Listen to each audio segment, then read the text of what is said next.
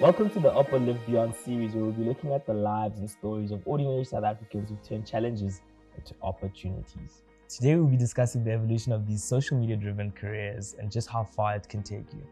I'm joined by three lovely guests today. There's clearly like a lot to be done, and what do you think, Naledi, currently from an influencer perspective, what are the gaps that need to be filled? I mean, we have a lot of guys, a lot of women doing makeup, a lot of guys doing, fashion, lifestyle, coin it as a lifestyle. What do you think are the other gaps that need to be plugged in and filled? So now, to answer this, I always say that when I stepped onto YouTube, I believe that it was the platform of possibilities. That sounds like an advertisement. One of the things that people kind of miss about influencing is that it gives you the opportunity to influence anything, There are gaps that are still out there, but because our industry and kind of the brands that are only taking influencers seriously are still in the very kind of social media based, so your brand managers for beauty campaigns, those are still kind of really leading, right? But now that FMCGs are coming in, can I say that good?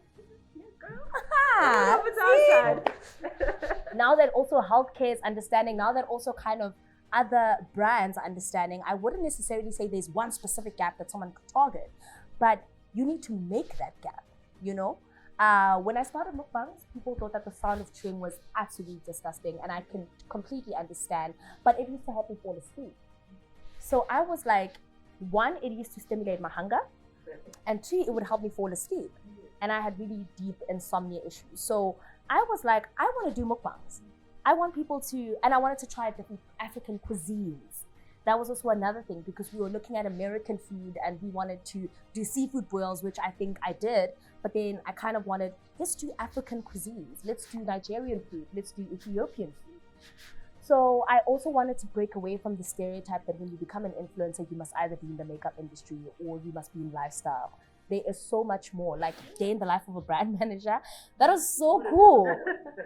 Who would have thought going behind the scenes of planning a campaign is the coolest thing I've ever seen? And I saw it through small agencies that were planning a shoot. And I was like, if I had any other opportunity, I would have been involved in the making of a campaign. Because when it comes together, it's amazing. So that's a gap in itself. Also, like if you think of like modest wear now, plus size influencers, I feel like now these niches, there's so many that are popping up and everyone can feel, because representation is important.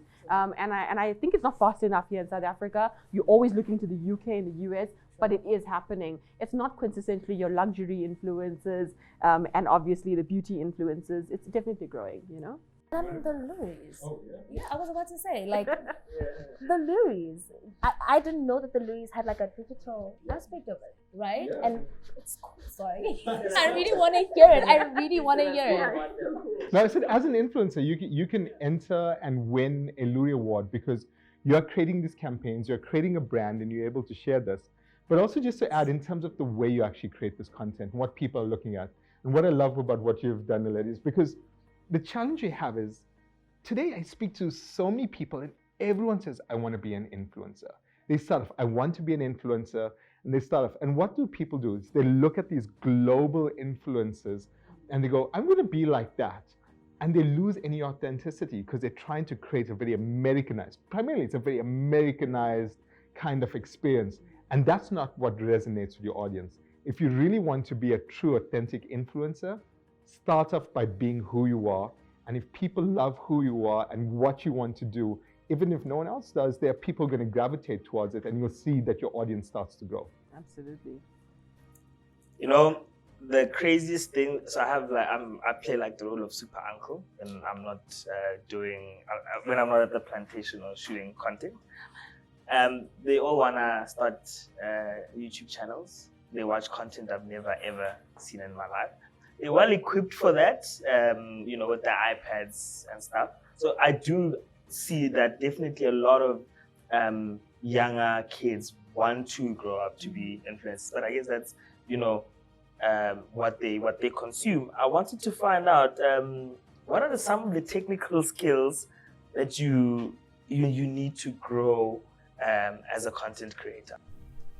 Okay, I'll say this. First things first, 10,000 hours. Yeah. You guys hear it all the time, right? Nice for those hours. Right? You know, like, right? 10,000 hours, definitely. If you want to be a content creator, yes, a lot of us have smartphones, right? But it's much more than that. Yes, you can watch, learn around you because that information is free. I learned YouTube by being on YouTube. And nobody really taught me anything. I didn't have any sort of like insight to it. But just learn what other people are doing. Consume other people's content. You know, don't be like what you call an island where you think when you know everything that you need to consume other people's content. You need to kind of familiarize yourself with other people's content. And from a technical perspective, we have smartphones everywhere that have like 4K recording. Try and record something. I think one of the best platforms where people are allowed to be themselves without feeling judged and having to edit is TikTok. Exactly. TikTok is so cool. I see South Africans being so creative. You know, I can't be creative. I just hear my voice on TikTok, but ask me to make a TikTok, I swear I'll pass away right now. That was actually a crazy story you posted the other day that your fan page on TikTok has more views than your I don't know who's running my fan page on TikTok. No, they need But to she's reach out. literally Yeah. hitting 500,000 views, million views. And I'm just like, girl, come on. Like, where's the collaboration? Something. I know for a fact. Preetesh, I mean, what kind of influences are you looking for? What kind of things do you look at, before giving the prestigious award? Yeah, so what we're looking for, the Loeries is an innovation award. So first and foremost, we're looking for innovation, people who are doing things that are different. But other than innovation, we also check, different things like relevance. This is going to get the technical boring stuff, like relevance to the chosen medium, quality of execution. And maybe that's where I want to actually tap back and maybe take a step back as well in terms of technical requirements. One of the things that people don't think about and realize about is how important the technical requirements are. You are on YouTube, you're on all these platforms, and people have great cameras and they have like really, really great video as well, or great audio as well. So what you're going to do is your mobile phone these days can deliver that experience, that great audio and that great video experience. But what you should always remember in that, and as you're doing it, is the first and most important part of that is actually your audio. There have actually been studies done that show that people will sit through a bad video in the sense that way it doesn't look too great, but if your audio is not great, they turn off within the first 60 seconds. True. So therefore what you've got to think is to make sure you're clear, you're relevant, and then you have the video. So even at the Loeries, when we're judging, we look at all of this stuff. Is this actually communicating the values of the individual, of the brands that they're working in? Is it done in a clear way? Is there some true quality? And quality does not, in our day and age, mean that you need a massive camera setup. It means that even if you're using your mobile phone, and I've seen ads shot purely on a mobile phone. Music videos? Yeah, music videos, ads. I think I just saw an Eminem video that was shot in some stuff and like crazy things around the world. But if you're doing any of this stuff, just make sure you're doing it in a way where you control the quality of the device and the way it's actually used to capture that content. For you guys, I mean, I know you don't post a lot, but I mean, for the influencers that we have here, I know in my request there's a lot of, what vacancies are available to become an influencer, and I'm really, I think this is the perfect opportunity to address something like this. When someone comes and asks you, how can I become an influencer? What did you tell them? I think, Preetesh touched on that.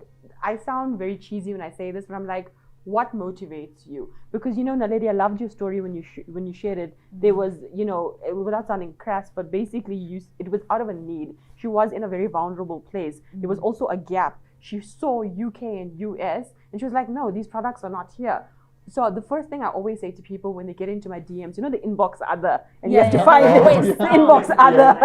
And they'll always like, Dish, I want to be on TikTok. I want to do a brand deal. I want to do this. I want to do that. I hear them out. Validation is important. And I always say this, unless you don't have a profile picture and I don't know what's going on. If you have a picture, I'll acknowledge you. I'll say, hey, how are you? So tell me, what did you consume in the last 3 days? What content moves you?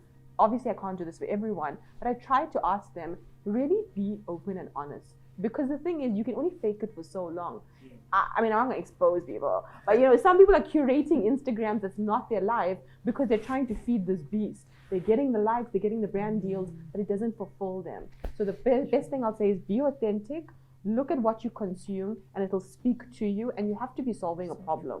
Not world hunger, but solve some sort of problem. You know what I mean? Yeah, that's so true. Yeah. Like I couldn't agree with Deshine more on this. And another thing is when someone asks you, I want to be an influencer, right? I totally agree. All you do need is like your smartphone, the passion, but you also need to invest in your craft. And when I'm saying invest, I'm not actually talking physical investment, true, but I'm just talking just even from a personal investment. Like you need to be like willing to put in the effort, willing to record the videos, willing to edit. Sacrifice groove on a Friday. Yes, yes. I mean, I wouldn't, but maybe I'll sacrifice on Sunday. Sorry.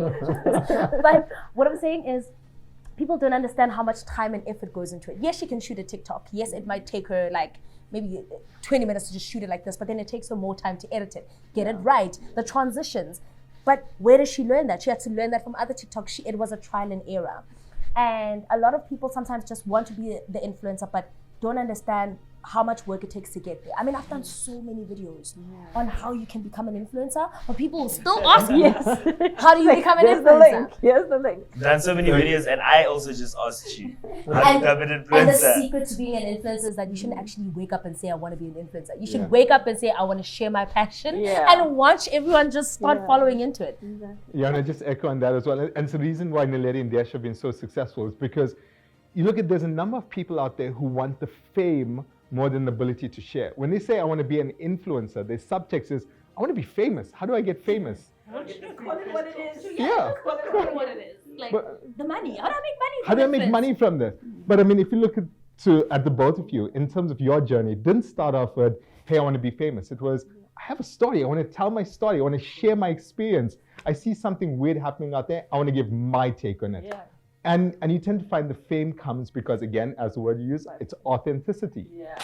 100%. Not only does the fame come, the Fenty drops, all the PR. In the 6 years that I've been on YouTube, I only started making money when COVID hit. So for the first 3-4 years, everything was done self-sufficiently. Wow. Got fired by my dad. Still fired me though. He still fired me because I wasn't passionate about what he was doing. And I stayed at home and I recorded videos. I was so depressed, but I still recorded videos. I only started making money in 2020, and that was AdSense. But you see, subtext is consistency. Exactly. You're consistent. Nothing stopped. It just because I was not where my peers were. And it hurts to see because I was putting in a lot more work as I would have thought. It was only when I started pushing that negativity to the side, still doing what I had to do, still releasing content for those 50,000 subscribers who cared. Then you have your Deshines on some, I love her, she's so funny, I'm gonna put her on a campaign. That's essentially how I got campaigns. But you know the beauty of it as well is someday when they tell the story, like today when we look at it, when you hear about Ed Sheeran sleeping on a couch, poor musician who was able to make it. Someday the story is going to be like poor influencer who was like got fired by my dad. And look at me now. Look at me now. Now I've got the cash. When I'm on TV, I'm like, he fired me. just to put that in, remind him whenever I get a chance. Yeah, but I like what you said. You have to reinvest as well. It's not about also putting the time, but if you make your first check.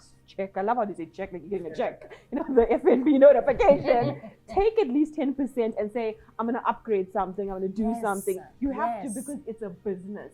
And the tax, we're going to get into all those conversations.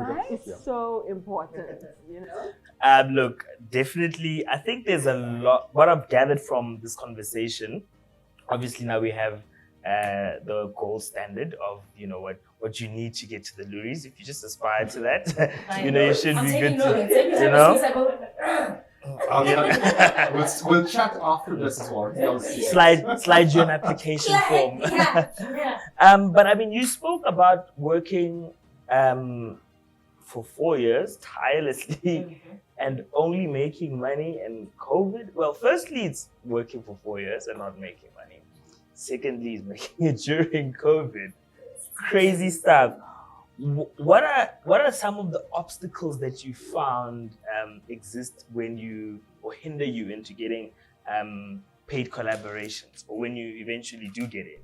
I was a micro influencer before I became macro, and my kind of goal was to share content of things I really liked and not kind of fall into the wave of what was happening.